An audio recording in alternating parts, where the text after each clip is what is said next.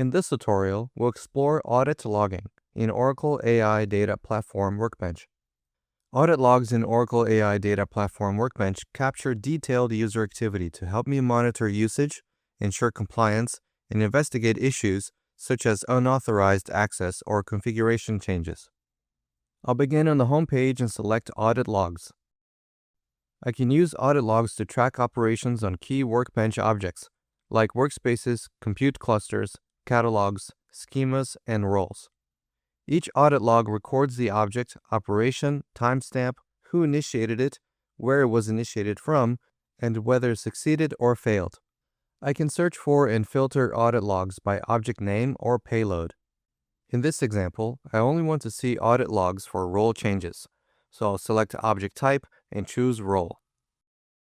When audit logging, I should follow best practices like review audit logs on a regular basis to ensure unauthorized actions are not taking place, and monitor audit logs for unusual user activities and use them to troubleshoot issues, like tracing the source of unexpected data changes or failures.